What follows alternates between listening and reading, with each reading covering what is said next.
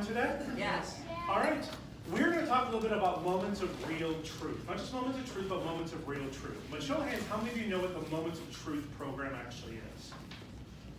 How many of you have clubs that have actually done the Moments of Truth exercises in your club within the last year or two? I like that. Oh, a tiny bit. Oh, You get the 2 in there. We're good. All right. I want to talk a little bit about how the clubs measure up within the Moments of Truth, not just necessarily to the Toastmasters plan, but how are you doing in terms of meeting your potential of what your club can become? Because let's face it, every club has a different culture, every club has a different experience, and every club is going to provide a little bit something different for every member. And is that right or wrong? It's right, isn't it? Because if you only had one type of club that was out there, why would we ever need more than one club? The reason why our clubs exist isn't just necessarily to provide people with more opportunities, it's because the reason why we join Toastmasters and we stay with Toastmasters isn't because of the program, or it's because of the people that are in the seats beside us. Yeah. It's relationships, isn't it? Yes. It is all about relationships. So what can exist and work well within one club can fail miserably at another club. You can't copy A to B and expect it to necessarily work.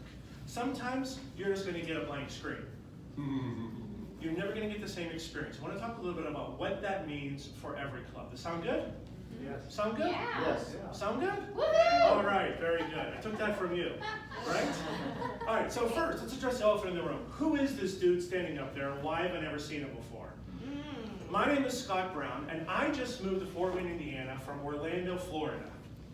Yes, that was on purpose. My wife got promoted. She works for Vera Bradley, and she had been a district manager for Vera for the past couple of years. She got promoted when her boss left and became a director at Vera. So we ended up in Fort Wayne, Indiana. Outstanding. Now, I'd like to say that this is a unique situation that we haven't moved much before, but if I did, I would be lying to you. Because when I came to Fort Wayne, Indiana, it was my 42nd move. I am not in the military. I may or may not be in witness protection. And if there's any police in here, I'm not on the lam. I've just moved a lot from my job and from a tumultuous childhood. I've moved a lot. I'm a professional boxer. Not the kind you get in the ring, the kind that loves the smell of cardboard in the street. So I have made a career out of different experiences.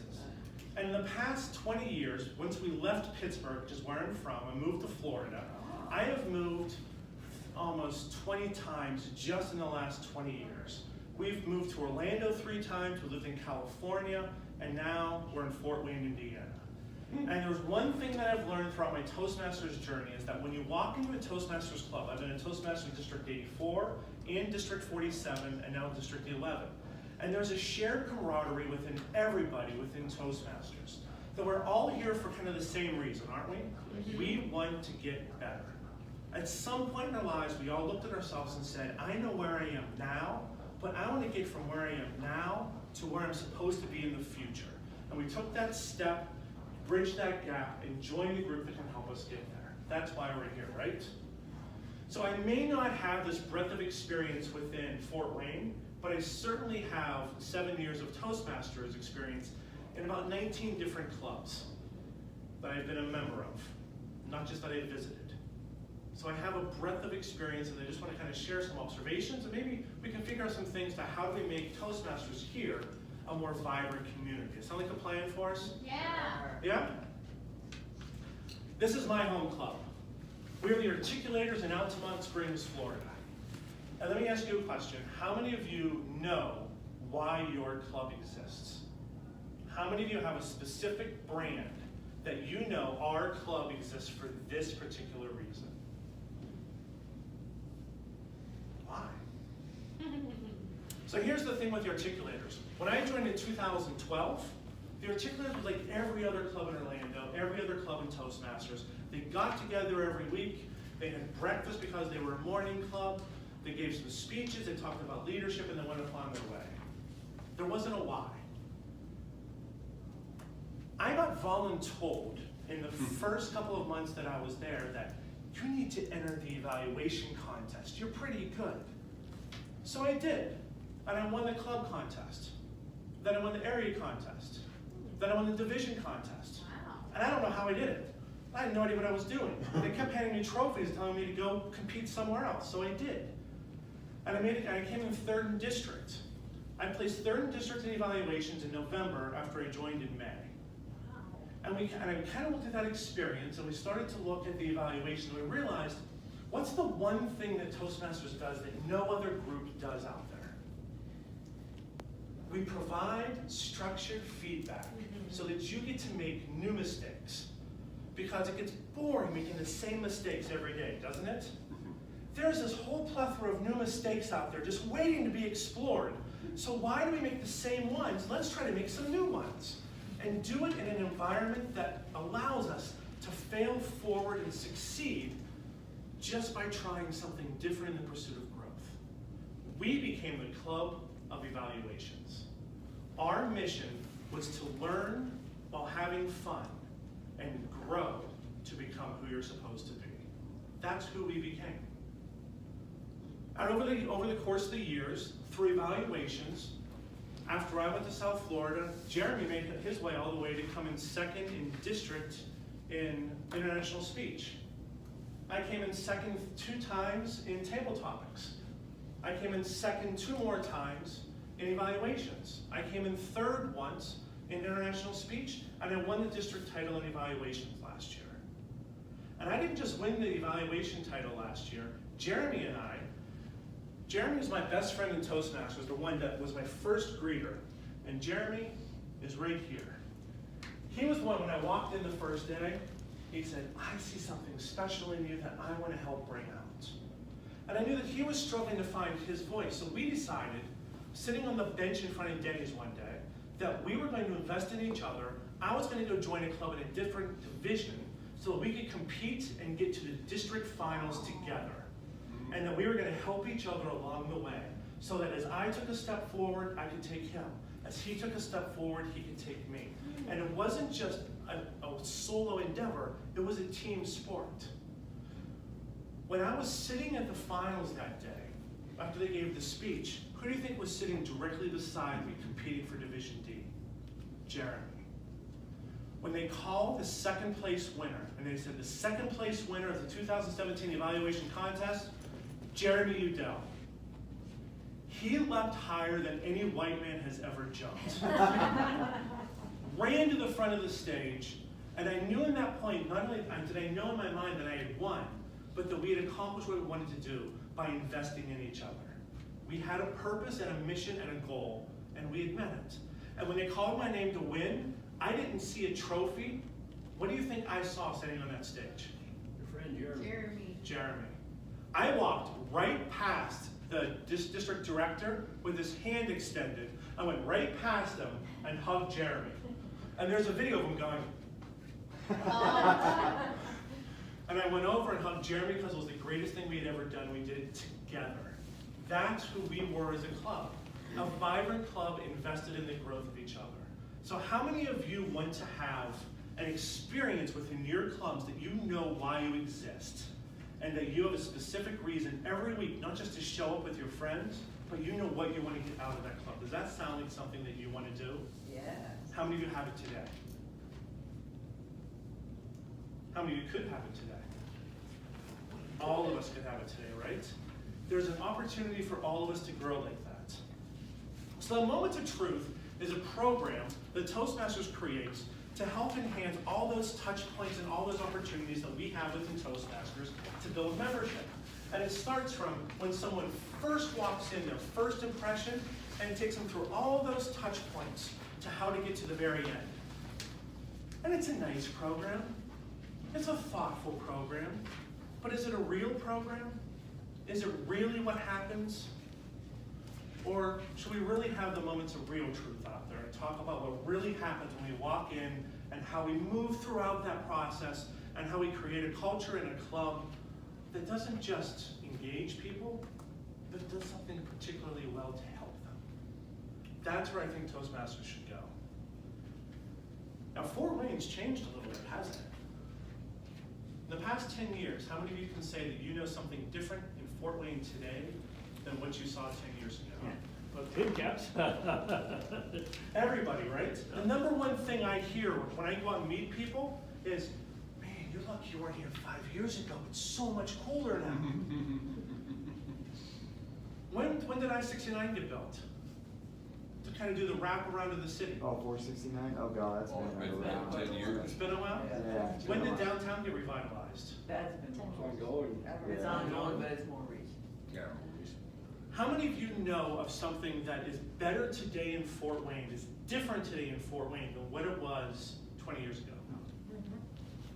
How many of you think you know something that is better in Fort Wayne today than what it was 5 years ago? How many of you are just happy that Fort Wayne is still existing?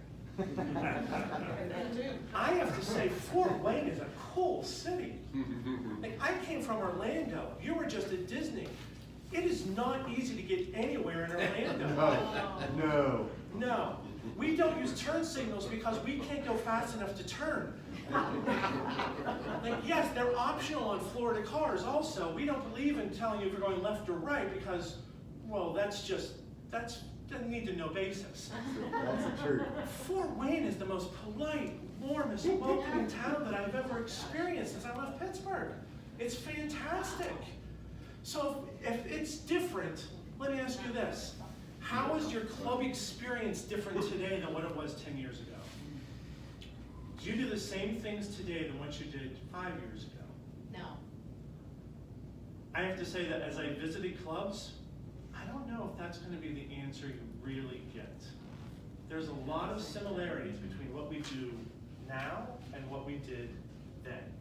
There's a lot of tradition here, isn't there? How many of you know of a club named after a dude? Now, we changed that. No, maybe not in a club. How many of you know of a club named after a dude? Oh, of a club. Of a club. Yeah. No, of a club named after a dude. Yeah. How many of you know of a club named after a woman? Oh. Well, Vera Bradley. That's a company. But It's a company. Vera Bradley, It's a yeah, company. not named for. Not four. She wasn't a member. How many, what's the percentage breakdown of female members to male members in Toastmasters? 51-49, females over males.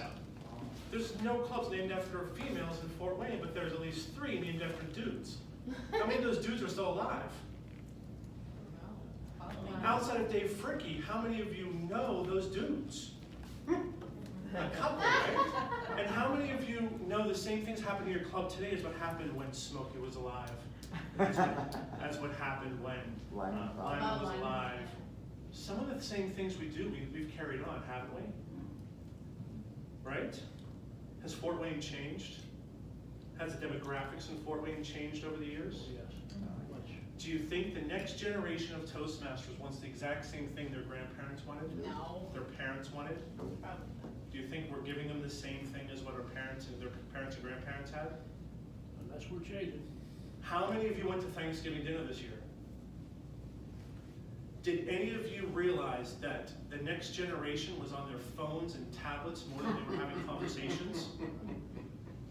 How? Some generation of our phone. Yeah, some of us did the same thing. It's mad at That's us. fine, yeah. That's absolutely true. But it's different, right? Yeah. The next generation wants something different than what we wanted, and we wanted something different than what our parents wanted, and you wanted something different than what your parents wanted, and every generation wants to take a step beyond what their parents had, correct? Is there any generation that's come along and said, man, I hope I do worse than my parents did? It's not a thing, right? But have we necessarily evolved? So look at your clubs. I want you to look at your clubs for a second in your minds and think, who are you missing? Who are you missing?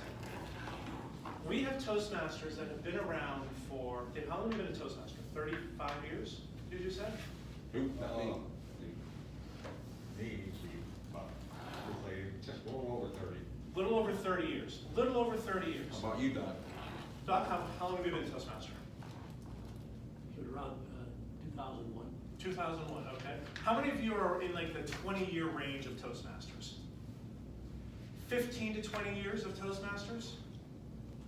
How many of you know your clubs are who's been there for 2 years, and who's been there for 10 years. Where did that middle generation go? Yeah, Exactly. yeah. It's like Waldo, they're on a mud cart somewhere. Where did they go? Where are they? Did they exist at some point? Yeah. Did we lose them at some point?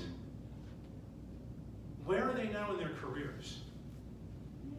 The ones that should be moving up in their careers are the ones that left. LinkedIn says the number one thing that employers are looking for is the ability to communicate. Communicate verbally, communicate in writing, communicate to groups. We should be out there helping that generation that for whatever reason walked away from us. We should be the ones out there saying, we want to help your career go to the next level. We are that missing link in someone's career, in someone's life out there. Now, we've heard from Adrienne this morning that she was stuck behind a computer screen and wanted to talk to people. Do you think she's a better communicator today because of Toastmasters than if she hadn't been at Toastmasters? Yeah. How about the rest of us? Has it impacted our ability to talk? Yes. Yes. So I have a confession. When I was a kid, I had a horrible stutter. I couldn't say the word downstairs. I couldn't say it at all. My parents thought it was hysterical. So when I would say downstairs, I sounded kind of like a repeating typewriter. It's da down down down da da down down down da da down down down da da down down down down da da down down down stairs. In Morse code, I ordered a yak. But where do you think my parents wanted me to talk about going all the time? Out there. Because it was funny to them.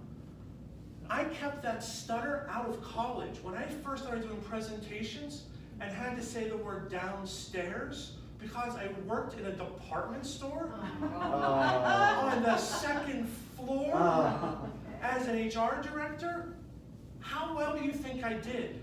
Lower level. Everyone, exact level 1.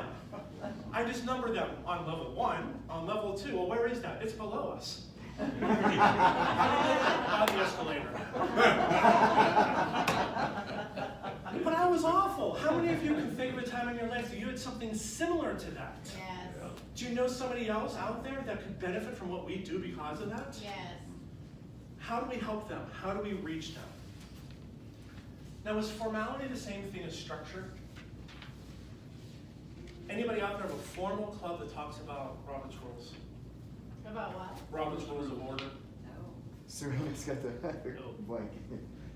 How many of you have clubs that approve minutes? How many of you have clubs that put motions forward to accept if we're going to have the minutes approved for that day, if we're going to have speeches? If you vote on whether or not to have a meeting on Christmas Day, how many of you have that sense of formality in your club? I've been to those clubs because I've been to almost all of the Fort Wayne clubs, and I was at a club that actually entertained motions about whether or not to cancel the meeting on Christmas Day and New Year's Day. Outside of the government, who needs to have that much formality in their life? If the building's not open, you probably don't need to vote whether or not to meet, right? Formality is different than structure. Those are formal clubs that have very formal ways of working, and is it wrong? No, not at all. But is it a structured meeting? How many of you have a process in place that you have schedules done a month in advance? How many of you have a process done that members can go online and Yes. schedule a role a month in advance? They want to do it. Yeah. Anybody use Easy Speak? How many people knew what Free Toast Toast was? There are ways to do schedules that you shouldn't be at a meeting saying, okay, well, let's see here. We had 4 people not show up. Who has a pocket speech? Who wants to be evaluator 2? Anybody have a word of the day we can use today? Have you heard those words spoken at any one of your meetings in the last month? Oh, yes. Is that structure to be able to have a process in place so it doesn't happen? Or is it formality? The generation behind ours Do you think they like formality? No. Absolutely. What's going to happen when our generation takes their last exit through a door at Toastmasters? Do you think that generation behind us is going to be there right now to fill in the gaps?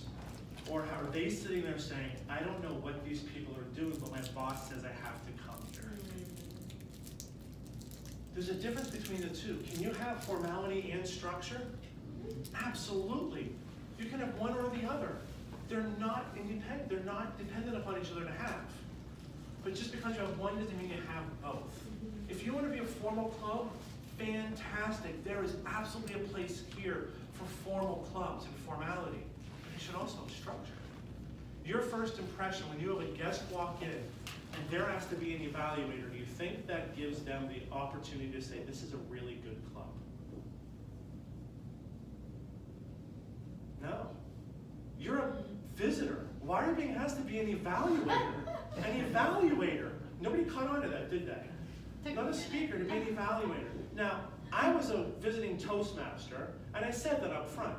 So when I walked into a club on a Friday morning in a building that's not far away from here, and an evaluator didn't show up, it wasn't a stretch to say, hey, can you be an evaluator? And I said, sure, I'd be more than happy to evaluate because I'd done it before. And then I did that, and what do you think the response was after I stopped my evaluation? You got it before. Oh, snap, what was that? That's not what we do. It was different. But there are other members that are there, other guests that are there, like, oh, I don't want to go because I don't want to be asked to do something like that. I'm scared of that. I'm here because I'm afraid to speak in public, and you're going to ask me if I want to do a role? I don't know what the roles are. Structure and formality are different. Yes, Adrian. I was just gonna point out, my experience from what happened at Vera Bradley, that really showcases what you just said. When we started the club, it was all done under the standard Toastmasters structure. Yep. And after, I can't remember how many months we'd gone through, and the club officers met and said, we'd like to relax some of the formality, because it doesn't fit with the culture of our company. So we're not gonna shake hands, because that just doesn't fit with what we do. If we're attending meetings, you don't have people up there shaking hands. They don't address people by their title. They address them by their name. If you're attending a meeting with the director of marketing, you don't say, thank you, director of marketing. You say, thank you, Fred. Yep. So Congratulations, you just got promoted. Yeah. And I thought it was an excellent exercise for them to think out of the box, to say, we want to make this club fit better with our culture and to be more welcoming to visitors, to relax some of that formality. And I think you've done it a couple times since the club started. And I thought it was a great way to make that club and Toastmasters fit with the company. Perfect, absolutely perfect. It's a great example. Because you never get a second chance to make a first impression, do you? But you always get a chance to make a lasting impression. You always get a chance to make a lasting impression. Now, for a lot of you, this is your first impression of me. And some of you are going to walk away going, what a jerk. And others are going to walk away going, wow, he has some ideas. And that first impression I'll never get back, but I hope over time you'll know that my goal as a Toastmaster is based on 4 words. How can I help? Period. That's why I'm a Toastmaster. How can I help? And I left that. That was my backyard in Florida. That's still the house that I own in Florida. I'm not there right now. But I'm here. So who do you think I want to help the most? You. I want to help all of you become the best Toastmasters you can possibly be and have the best experiences you can have so that your people can have the best experiences that you have. How many of you know who Simon Sinek is? Oh, yeah. He talks about the why. He talks about everybody in the world pretty much knows what they do. A few lucky people know how they do it, and a very small percentage can articulate why they do it. So what do? We are Toastmasters. We toast as masters. How do we do it? we have a different club experience everywhere, correct? Yeah. And that works for us. Why did you pick the club you picked? Why do you keep picking the club that you pick? Why? What's your why? How many of you can articulate your why? I want to create a culture where we learn by having fun, so together we can help everyone grow and take a step forward. That's the why of the articulators. That was my why. That's still their why. What's your why? Did you say that again? I want to create a club that learns by having fun, so that together we can help everyone grow and take a step further. That's my why. What's your why? When a visitor walks in and they say, why should I join this club? Well, we meet when you're available. Well, we're nice. How many of you would like to be able to just say why you are a Toastmaster, why that club matters, and how that's going to help them? Do you think that will change the experience for a Toastmaster, for a visitor, for a guest, for a member, for a community? Do you think that'll change just a little bit? Yeah. It's a hard exercise, but it makes it worthwhile. Toastmasters is supposed to be the lamplighters of the world, and I had a really good friend, his name was Carl Reiter, and he was one of the last area governors, not of the areas as we know them today, but when Florida, Georgia, Alabama, Mississippi, and I think South Carolina were an area, he was one of the last area governors for that big of an area. Wow. He joined Toastmasters in 1969, and when he passed away from pancreatic cancer, I was president of this club. And one of the things that he taught me, he recruited me to that club. One of the things he said is, we as Toastmasters say that it's where leaders are made. But where leaders are made implies that we're going to get a name tag saying we're a leader. Lamplighters show where you've been and allow others to see a path that they can follow. Because Toastmasters isn't where leaders are made, it's where leaders learn to lead. And you can always see where a lamplighter has been because in the distance the torches are lit. The flame of possibility has been lit. And you can also see where a lamplighter has gone the next morning, where they've extinguished those flames of possibility, when they've darkened the hope. What kind of Toastmaster are you going to be? One that lights the flame of possibility, or one that extinguishes somebody else's? So I ask you, in your clubs, what are you? What's your club today? What can your club be tomorrow? It's a different experience, isn't it? Yeah. Now, every club has stories and artifacts, don't you? What are some of the best stories that you hear about Toastmasters, about the story that happened within Toastmasters, within your club? How many of you know of a story that you share that talks about who your club is? Dave, you just did a whole interview segment on Smokey, right? Were those good stories about Smokey? Good stories about why your club exists? Yeah. How many else out there have a story about why your club exists? Didn't we hear a story this morning about a club that was down to one sole member Yeah. who put their foot down and said, no, we are not folding, and picked the club up and was a lamplighter to show the way? Is that not a story to tell? Yes. What are the stories that showcase the culture of your club? Because every culture is made up of two distinct things: the stories you tell and the artifacts you show. And the stories you tell are those reasons. They're the why behind what you're doing. They're what draw people in to help understand who you are. And those artifacts that you show are those tangible things that you have that bring those stories to life. They're the rooms you meet in, they're the trophies you carry, they're the agendas you use. It's the format, those tangible things. How many clubs have a bell? Have a bell for uhs and ums? It's not very common here, is it? No, you won't. No.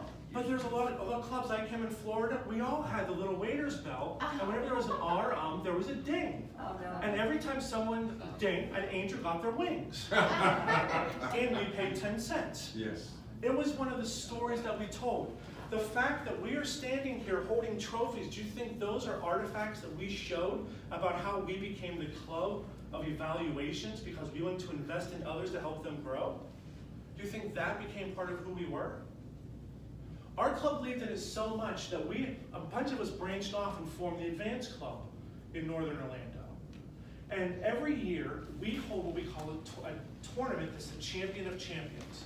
It's all the past table topics, first and second place winners. Oh. It's all the past evaluation, first and second place winners, and they go head to head. How fun. And we have a trophy that we engrave people's names on, the winner of the Tournament of Champions. Wow. It's both a story and an artifact, and who do you think carries that trophy around with them? The winner. So when they go and they put that trophy on their club's mantle, whatever that mantle is, they're saying, this is what this club did for me. Here's the story, here's the artifact. Now we should all go to ACE, Advanced Communicators and Educators, or here, Advanced Speakers and Leaders, because that's what it does. It's a story and an artifact. How many of you have artifacts that you want to showcase because it's something great that you've done, that you know that you can reach out? You have them in your grasp. They're there. All you have to do is reach out and figure out what are the artifacts that bring the right stories to life. What are the right stories? That's up to you. But I urge you, figure out what those right stories are so that in the future, you don't realize your club's not on solid footing. Anybody watch Wile E. Coyote when you were a kid? Yes. Every week, he ran right off the edge of a cliff, kept running, and then he looked down, uh-oh, and he fell. We're missing a generation, aren't we? Yeah. What happens if we lose the founding fathers and sisters of our clubs? What happens if the traditionalists, if the folks that have been around for 20, 30 years, 15 years, what happens if they walk through the door for the last time for one reason or another? What if they move to Orlando? I have a house you can rent if you want to go. Really nice view. Are you on solid footing so that your club is going to exist and prosper after you're gone? How many of you think that as you run off that cliff, all that you're going to do is have to duck from the anvil that's about to hit you in the head? But do we have time to be able to create a plan, to be able to create the things that we need to be able to do something better in the future? Yeah. Because we can't go back and fix yesterday, but we can fix tomorrow. So the opportunity isn't for us to just fall off a cliff, but create those wow moments. Because we have the opportunity to engage all of our visitors, all of our members, and the community in a way that they walk away, they say, wow, that was amazing. How many of you have gone to a conference before? When you went to a conference, didn't you walk away from your first conference saying, wow, Yeah. that was great? How many of you walked away from a meeting before saying, wow, that was the best table topics, the best evaluation, the best speech, the best something. I loved it. Can we not create those wow moments in every single meeting for someone to walk away saying, wow? Yeah. It's about the experience, isn't it? It's not about the structure and the formality, it's about the experience. And if that structure and that formality don't create wow moments, but instead usher Ben Stein through the door, class, class, class. Have you been to a meeting that's the introduction to the meeting? Thank you for coming to Toastmasters today. I'm very happy you're here. Couldn't be more excited to be a Toastmaster today. So today what we're going to do is we're going to wow you. Are you excited now? Have you heard that from an opening Toastmaster, an opening segment in the meeting? I've been to 12 of the 13 clubs. I have heard that. I'm a Toastmaster and it's okay. But how many of you have guests that have been there that day and went, oh, huh. How do you wow someone? I'll be the first to admit, the first time I went to Summit City, he wowed me. The energy, the passion, the articulation. Jeff knew why the club existed. He didn't necessarily know he was explaining it to me in those words, but he could articulate why I should join Summit City. It's because I had money and I was a Toastmaster and they needed members.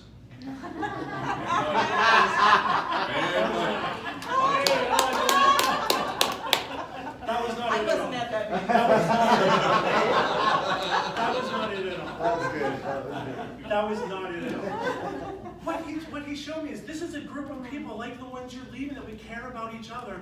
We're going to help develop. And if you come here and join us, we are going to invest in you if you invest in us. What do you say? You in? And I was like, number one on my list. Let's go check out some other clubs. And I went and checked out some other clubs and had to make some choices. And I joined, largely because he wowed me. Who are you wowing every day at your meeting? Are you wowing anyone? How many of you have joined Pathways? How many of you know somebody in your club that's like, Pathways is scary? That first one, everyone's like, I joined. I don't want to admit that I know someone like that. I'll be very stealthy up here. Pathways is a change for us, isn't it? When was the last time Toastmasters changed the educational system? 40 years ago. Probably about the same time bell bottoms came in the first time, right? It's been a long time and it's scary for people. We have to be the role models for people to follow. We have to be the artifacts that someone says, if they can do it, I can do it. Because the next generation, do you think they want manuals or tablets? Yeah. Tablets. Yeah. And maybe someday Toastmasters will make Pathways work on a tablet and a phone. But we're getting there. We're into the 20th century with them. We have to be the ones that share the example. We have to be the ones that help someone level up. When I was a kid, I played Pong. Remember Pong? Yes. Wasn't it the best video game ever created? Nice. So we said in 1978. But what couldn't you do at the end of a Pong game? Level up. You played Pong. That was it. And if you were really good, you played tennis. Yeah. That was it. But every video game now, at the end of a level, you celebrate, you climb a ladder, you save a princess, you get a gold nugget of some sort, and you go on to the next level, right? And now they make millions of dollars by leveling up. Is it time for you to help your members level up? Is it time for you to create an atmosphere that you can help new guests level up to become somebody better than who they were today? That's what we can do. That's the truth behind who we are. Fun. Fun. Come on. You can do it. So come on, Mustard. Catch up. We can create a better Toastmasters. Change will be different. Change will be hard. It's not linear. We don't get from here to there without winning and losing and winning and losing and winning and losing. We're going to stumble. We're going to fall. We're going to get hurt.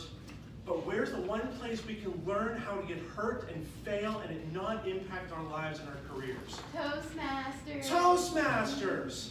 If we mess up here, does it hurt us out there? No. No. How many of you joined Toastmasters to be a better Toastmaster? Right. Be a Wait. better person. Not a better person. How many of you joined Toastmasters to do something better out there? Yes. Yeah. Yes. But we have this little laboratory that we can mess up magnificently here. And what do we do from it? Learn. Learn. That's all we have to do is learn from it. Embrace the suck, because it's gonna suck. But at the end of the journey, we're gonna be better from where we were before. It's okay if we don't have all the answers, if we mess up, if we have to do something out of our comfort zone, because that's the only place where somebody grows, is when they're uncomfortable. Everything, whether it's a tree or a person or an animal, grows only during times of discomfort. I'm in Florida, we have snakes that shed their skin all the time, and that's when they grow. I'm not saying you're snakes, but I'm saying you probably need to shed your skin. How do you get uncomfortable with the comfortable? These are moments of real truth. Look at your club. What are you really doing today that maybe it's just comfortable, but you're not doing the things that you should be doing for the future? What are the things where you're stuck? Anybody know Pareto, the Pareto principle? Yes. 80% of your results are done with 20% of the efforts, right? It's about focus, isn't it? What if you took that 20% and you focused it on the next 20%, and then focused that 20% on a lower 20%, and on a lower 20%, until you had one thing that you could do differently tomorrow than you do today. One thing. And then you get that one thing right, and maybe all of a sudden walking into your club is no longer a deja vu of what happened before, but a vuja day of what tomorrow can be. Because how many walk into a club today and say, wow, this seems really familiar?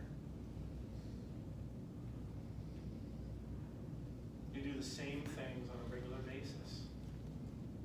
It's okay to be scared and to move forward. It's gonna suck. But if you align what you're doing, why you're doing it, and how you communicate it, all of your members and your guests will come along with you. And you will know that maybe Vera Bradley isn't the club for elected and for handshakes and for a flag, because they don't do that anywhere else. But they know who they're going to be because they know why they're there, and they can align what they do with what they say and who they are. And that alignment is where energy is transferred. Anybody have a Newton's cradle when you were a kid? Those little balls? Oh. Boop, boop. What's the one thing that slows those balls down? Friction. Get rid of the friction. Keep that energy transferring, and you'll be better tomorrow than you were today. This is the most, Fort Wayne, I think, is as warm inside as what the temperature is cold outside. You are a very warm and welcoming group. But it's time to figure out where you are now, where you need to be, and what you need to do to bridge that gap. There's a huge opportunity here.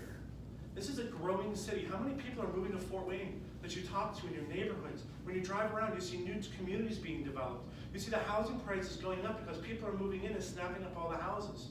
Is Fort Wayne growing or shrinking? That was the least enthusiastic growing I've ever heard. Is it growing or shrinking? Growing. It's growing, so why aren't we? How many clubs out there have meetings where you have 4 people? How many clubs out there have meetings with 4 people, 6 people, 8 people? When you have this growing community and you're the best kept secret in town, Yeah. that you have the opportunity to get out there and say, we can help. Let us be your social safety net. Let us be the place to help show you around. Because who do you think I'm relying on to help figure out where stuff is in Fort Wayne? Toastmasters. Toastmasters and Wigs. But between those two, it's important. You're a treasure, and it's time to open up that treasure box and enhance that treasure. You have the opportunity every week to dig for that buried treasure and become a little bit better today than tomorrow. You have that opportunity. So how do you measure up? Is your club meeting the potential it has?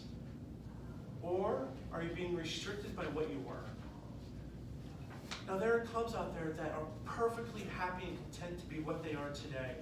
And I say to you, congratulations, that's fine. But there are other clubs out there that know they can be bigger, they can be better, they can do more. We talked to advanced leaders and speakers at the last meeting about how do we become big, how do we grow and get the message out there. Summit City's talking about the same thing. All of us, in some way or another, want to have new experiences. We're in the perfect place to do that. As we go forward, you have 2 choices. You can either drive forward and look ahead, or you can drive by trying to look in the rearview mirror. And if you've ever driven anywhere, you know that the more you concentrate on where you were, the better chance you have on hitting what's in front of you. This isn't a bird box challenge. It's Toastmasters. So let us help. Let me help. Ask for help. It's okay. We're here to help. And with that, I say thank you. And what can I answer for you?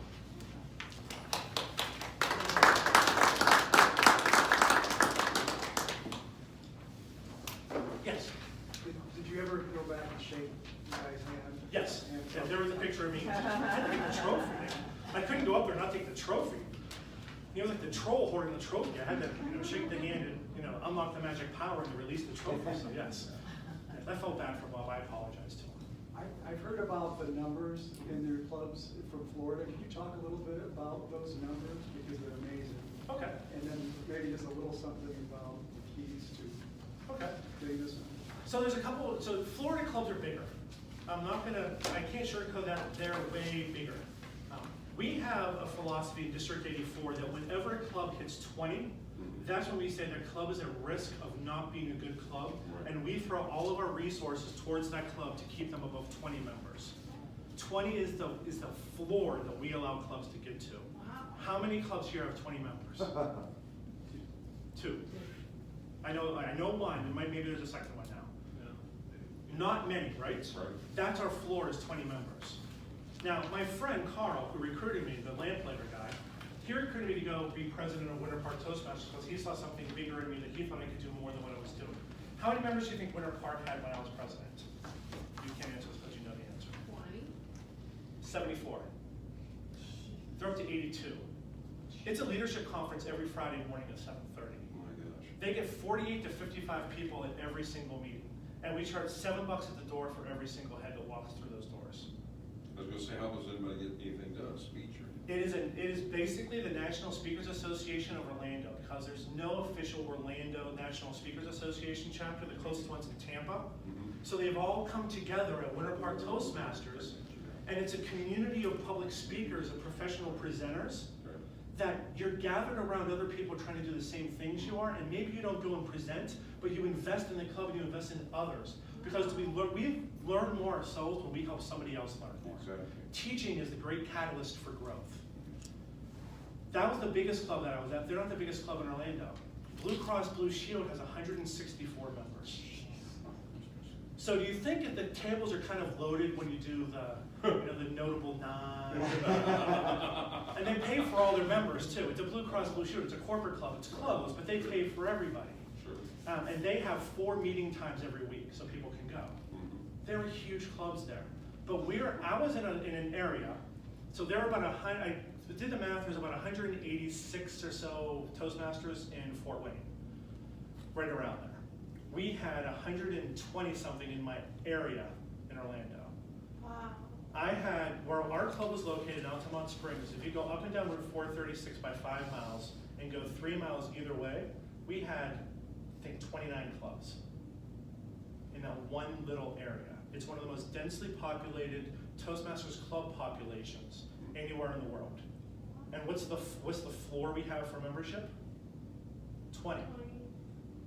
29 clubs, 20 members, and it basically fits into Roanoke. So there's a different experience, and I'm not going to say I have all the answers. I've seen some different stuff because I've been around in some different clubs. I was an assistant director a couple times for area and for division when I was in Orlando. I was an assistant division director when I was in 47 in Fort Lauderdale. So I've seen some stuff out there.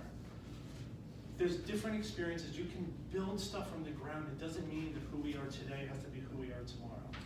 I believe that Fort Wayne, I believe this in all my soul, that the people of Fort Wayne can create an atmosphere and can come together in a way that this become one of the most vibrant Toastmasters areas in all of Toastmasters. You all are absolutely amazingly warm and welcoming. That's what a Toastmaster does, isn't it? Yes. We're a pretty welcoming group. So we can be somebody different. It's okay to be somebody different. We just have to let go a little bit of who we were to become who we're going to be. What else? Any other questions I can answer for you? What do you think we need to do to get the younger people to come into clubs, to entice them, bring the cell phones? I think the first thing that every club needs to do is figure out their why. Okay. Because if you draw people in your club and you can't articulate why they should be there, Okay. then all you're doing is just getting visitors. Right, exactly. You're making a couple friends. Mhm. But if you can create the why, so you can talk about why does the Advanced Club exist? Why does Summit exist? Why does Smokey exist? Why does Anthony Wayne exist? The why behind it, and all of you have a very different value proposition for what you provide, and that's awesome because every person is different. Figure out the why first, and then use the technology. Don't be the one person that is on Meetup RSVPing to say you're going to come to that meetup. That was me. We talked about that during Jeff's session. I found a lot of the clubs on Meetup, and when I RSVP'd, it was me and the organizer. We don't track attendance through Meetup. Just go on there and RSVP the meeting, so when people see it, they're like, hey, there's 7 people going. I'm not gonna be by myself. Because who's gonna make a drive to go to a meeting by themselves? You could do that at home, right? So start with the why. Figure out the why first, then we can talk about how we attract the people that want our why. And it's gonna be different for everybody.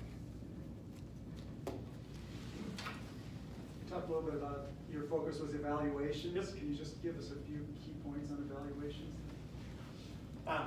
Evaluations are never about the evaluator. They're always about how do you help that person, not just improve that speech that day, but how do you help them have the confidence and the energy to go back and do that speech again now. That they would want to get up and do that speech again because they know that you're fully invested in them. The evaluation process itself, and you have the sandwich method, there's a couple of different things that are out there, and technically it's all very similar. But if you keep in your mind, every time you're in front of a group of people, you have the opportunity to help somebody out. And if you're afraid to give an evaluation, remember this, it's never about you, it's always about them. And if your focus is always on how can I help you, then you yourself free your mind up to not be worried about a trophy, am I giving something that I'm proud of, but rather how do I help you become better? What are the things that I heard, that I saw, that I felt, that made your presentation stand out? And what are those things that we want to try to work on for the future? And then give them specifics. Don't just say, well, I wanted you to do this. Show them. Because some people learn through touch, some people learn through sight, some people learn through sound. Vary that up a little bit, but every time you give an evaluation, know that what you're doing is you're giving the greatest gift you can ever give to somebody else. That's the gift of your time. Your time, your effort, your energy. And you focus on that, evaluations become magic. Well, all, thank you very much. I'm so sorry that I went long. I greatly appreciate